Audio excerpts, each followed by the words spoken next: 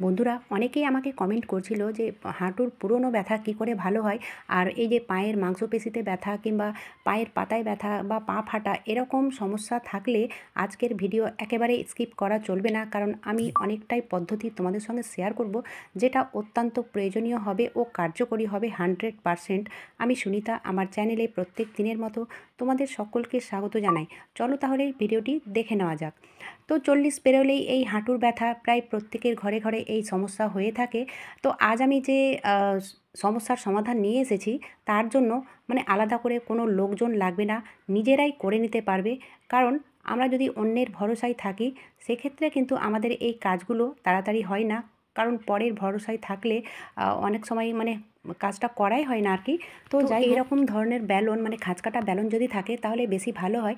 এইভাবে পায়ের মাংসপেশিতে যদি ঘষা যায়, তো ব্যালন যদি না থাকে সেক্ষেত্রে তোমরা কী করবে, কোনো সমস্যা নেই, এই যে গ্লাসগুলো রয়েছে এই গ্লাস দিয়েও এভাবে করতে পারো। তো এটা করার জন্য বিছানায় করলে ভালো হবে না বন্ধুরা, একটা ম্যাট পেতে আর সেখানেই করতে হবে। আর এভাবে তোমরা হাত দিয়েও নিজের হাতে করে নিতে পারো। আর এভাবে যে আমি দেখাচ্ছি ভিডিওতে যেভাবে দেখানো হচ্ছে ঠিক এইভাবে তোমরা করবে, মোটামুটি 5 থেকে 10 মিনিট মতো। তো এটা প্রায় দিনে 2 থেকে 3 বার করে নিতে হবে, তাহলেই দেখবে অনেকটাই আরাম পাওয়া যাবে, পুরনো ব্যথাও কিন্তু ভালো হয়ে যাবে। তো এবার দেখে নেওয়া যাক পুরনো হাঁটুর ব্যথা কিভাবে আমরা দূর করব, একেবারে উধাও হয়ে যাবে। এই যে আমি সলিউশনটা তৈরি করছি তার জন্য নিয়েছি আমি এই যে ফিটকিরিগুলো যে দাড়ি সেভিংস করার জন্য কাজে লাগাই আমরা, সেই ফিটকিরিটাই রয়েছে। তো একবারের জন্য মোটামুটি 100 গ্রাম ফিটকিরি লাগবে।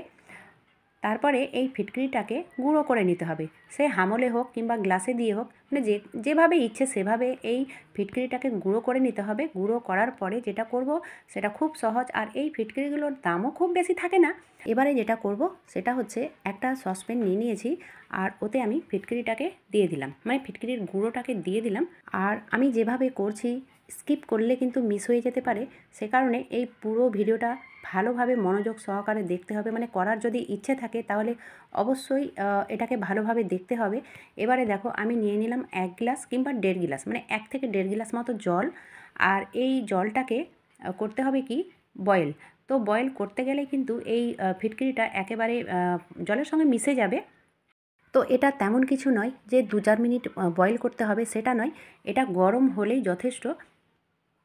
তো এই দেখো বন্ধুরা, এই যে আমি ফিটকিরিটা দিয়েছি সে কারণে এই জলটা কিন্তু কোনো রকম কালার ছাড়বে না, একেবারে পরিষ্কার পরিচ্ছন্ন হয়ে যাবে। তো ফিটকিরিটা একেবারে মেল্ট হয়ে গেছে আর জলটাও গরম হয়ে গেছে। চলো এবার এটাকে নামিয়ে নেব। এবারে এটার ব্যবহার কিভাবে এটা ব্যবহার করব, তো যে কোনো সুতির কাপড় হোক কিংবা ভেলভেটের কাপড় হোক, কারণ এই যেহেতু এটা গরম গরম ইউজ করতে হবে, তো আমি কোনো কাপড় ইউজ করব না। এখানে নিয়েছি আমি একটা ডাইপারগুলো। তো এটাকে 2 সাইড থেকে ছিঁড়ে আর উল্টা করে নিয়েছি। উল্টো করার পরে এই গরম জলে এটাকে দিয়ে দিলাম। আচ্ছা, এটা ডাইপার কেন নিলাম? এটা নেওয়ার কারণ হচ্ছে এখানে যেহেতু অনেকটাই জলটা টেনে নেয়, আর সে কারণে এটা অনেকক্ষণ পর্যন্ত গরম থাকবে আর সেঁক করা ভালো হবে। সে কারণে বন্ধুরা, যারা সেঁক করতে যাদের প্রত্যেকদিন সেঁক করতে হয় তাদের আমি বলব যে এরকম ধরনের যদি তোমরা ডাইপার ব্যবহার করো তাহলে দেখবে এতটাই আরাম পাওয়া যাবে, ভালো তো লাগবেই, আর অনেকক্ষণ পর্যন্ত এটা গরম থাকবে, লাগিয়ে রাখতে পারবে। তো এইভাবে এটাকে সেঁক করতে হবে। আর শুধু হাঁটুই কেন, তোমাদের যে জায়গায় পায়ের যে জায়গায় সে এখানে হোক কিংবা হাঁটুতে হোক কিংবা নিচে হোক, তো এই জায়গাগুলোতে তোমরা এইভাবে সেঁক করে নিতে পারো। যতক্ষণ গরম থাকবে ততক্ষণ লাগিয়ে রাখবে। যদি এই জলটা ঠান্ডা হয়ে যায় তো আবারও গরম করে নেবে। মোটামুটি 10 থেকে 15 মিনিট এটাকে সেঁক করতে হবে, যে জায়গায় ব্যথা থাকবে সেখানে সেঁক করতে হবে। তো পুরনো ব্যথাও আমরা এইভাবে দূর করে নিতে পারি। আর হ্যাঁ, একটা কথা মাথায় রাখতে হবে, যে কোনো জিনিস যেহেতু এই ব্যথাগুলো পুরনোই থাকে, তো আমরা একদিনে ভালো করে নিতে পারি না, আমাদেরকে ডেলি করতে হবে। ডেলি করলেই দেখবে মাসের পর মাস কিংবা বছরের পর বছর যে আমরা ওষুধ খেয়ে ঠিক করতে পারিনি সেটা কিন্তু ঘরোয়া এই ন্যাচারালভাবে ঠিক করে নিতে পারি। তো হ্যাঁ, যেটা বললাম আমি, যে একদিনে কিন্তু ঠিক হবে না, এটা ডেলি করতে হবে। তাহলে দেখবে কয়েকদিনের মধ্যে ব্যথা যতই পুরনো ব্যথা হোক না কেন আমরা উধাও করে দিতে পারি। তো তো এইভাবে ডাইপারের ব্যবহার করতে পারো, কিংবা মোটা যে তোয়ালেগুলো থাকে সফট, সেই তোয়ালে দিয়েও করতে পারো। চলো এবার দেখে নেওয়া যাক পরবর্তী রেমেডি, সেই পা নিয়েই বন্ধুরা। তো আমি এখানে দিয়ে দেব তেল, তো সর্ষের তেল ইউজ করব। তারপরে এই তেলে কি দেব, একটা দিয়ে দিলাম কর্পূর, যে কর্পূর পুজো ঘরে ব্যবহার হয় সেই কর্পূর। এটা কিন্তু খুব সহজে ভেঙে যায়। এবারে চলো এই তেলটাকে গরম করে নেব। তো আমি তেলটাকে গরম করে নিয়েছি, মানে যতটা আমার হাতে সহ্য হবে ঠিক ততটাই গরম নিতে হবে। এবারে দেখো পায়ের পাতায় অনেকের জ্বালা করে, ব্যথা করে, ফুলে যায়। তো এরকম যদি সমস্যা দেখা দেয়, এই কর্পূর দেওয়া গরম তেল এইভাবে পায়ের পাতায় মালিশ করতে হবে। তবে অনেক চেপে চেপে মালিশ করতে হবে না। হ্যাঁ বন্ধুরা, যে কোনো ব্যথায় আমরা যদি চেপে চেপে মালিশ করি সেক্ষেত্রে কিন্তু আমাদের কাজটা ভালো হবে না, বরঞ্চ আরও মানে খারাপের দিকেই হবে। তো সে কারণে ব্যথার জায়গায় কোনো দিন চেপে চেপে মালিশ করতে নেই, হালকা হাতেই মালিশ করতে হবে। তো এইভাবে আমি পায়ের পাতায় মালিশ করে নিলাম। করার পরে দেখো একটা গ্লাস নিয়ে এইভাবে ঘোরালে ব্লাড সার্কুলেশন হবে, অ্যাকুয়া প্রেসারের কাজ তো অবশ্যই হবে।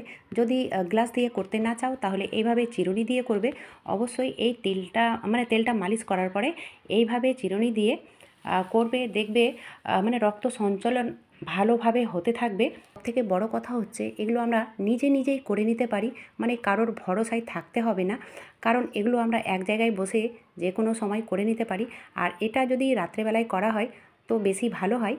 এর থেকেও একটা সহজ পদ্ধতি রয়েছে, এইভাবে আমরা চেয়ারে কিংবা সোফায় বসে করতে পারি, খুব সহজ পদ্ধতি। আর এইভাবে করলে মানে চেয়ারে বা সোফায় বসে করলে ব্যালেন্সটা ভালো পাওয়া যায়। এইভাবে ব্যালুন দিয়ে তোমরা পায়ে গড়া দেবে, তাহলে দেখবে অনেকটাই রিলিফ পাবে পায়ের সমস্যার। এবারে দেখে নেওয়া যাক, আমি একটা ক্রিম তৈরি করব, কারণ পা ফাটার সমস্যা শীতের দিনেই হয় না, অনেকেরই 12 মাস পা ফাটার সমস্যা থাকে।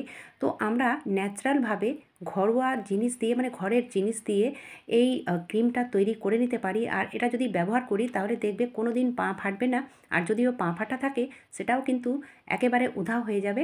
তো আমি এখানে মোম নিয়েছি মোটামুটি 1 চামচ মতো।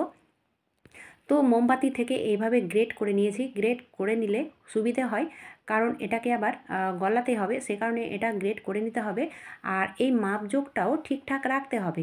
এবারে দেখো যে জিনিসগুলো আমি দেব সেটা কিন্তু ঘরেই পেয়ে যাবে।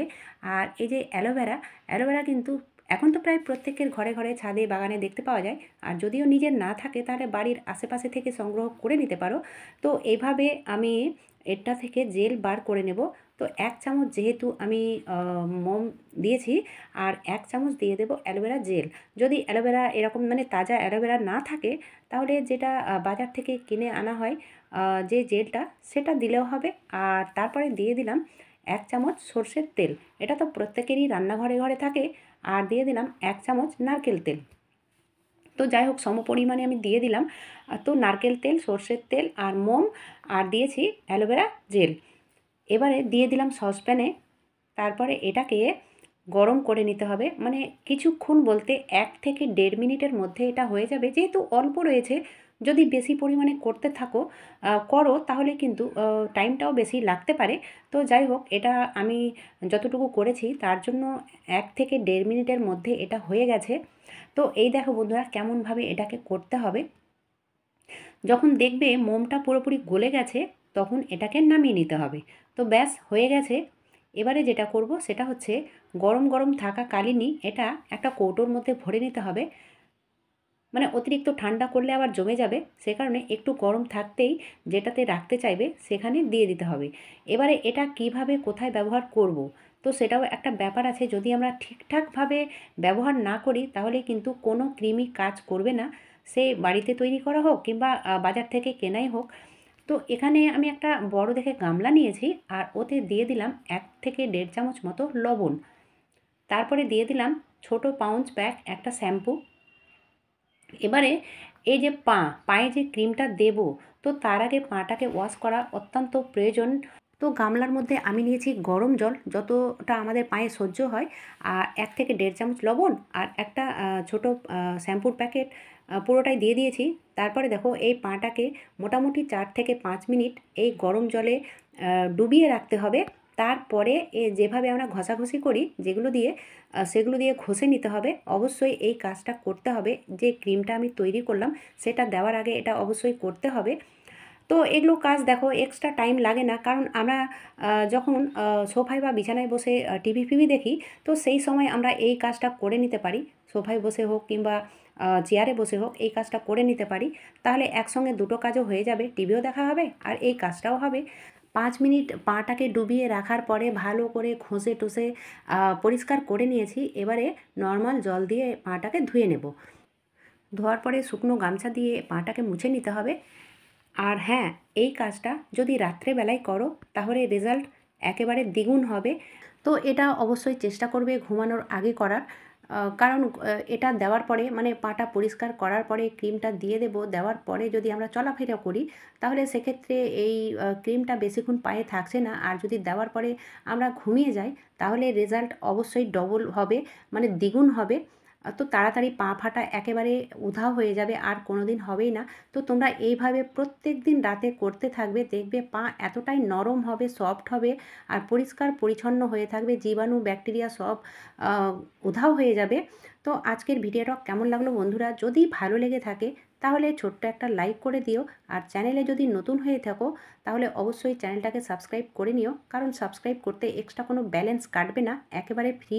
তো যাই হোক, সাবস্ক্রাইব করে পাশের বেল আইকনটাকেও প্রেস করে দিও। তারপরে যেটা অল আসবে সেটাতেও ক্লিক করতে হবে, তাহলে আমার নিত্য নতুন ভিডিওর নোটিফিকেশান সবার থেকে আগে পেয়ে যাবে। আজকের মতো এখানেই ভিডিওটা শেষ করে দেব। যদি প্রয়োজনীয় মনে হয় ভিডিওটা, তাহলে বেশি বেশি সবার মাঝে শেয়ার করো, আত্মীয় স্বজন বন্ধু বান্ধব সবার মাঝে। এতক্ষণ আমার সঙ্গে আমার ভিডিও দেখার জন্য তোমাদের অসংখ্য ধন্যবাদ।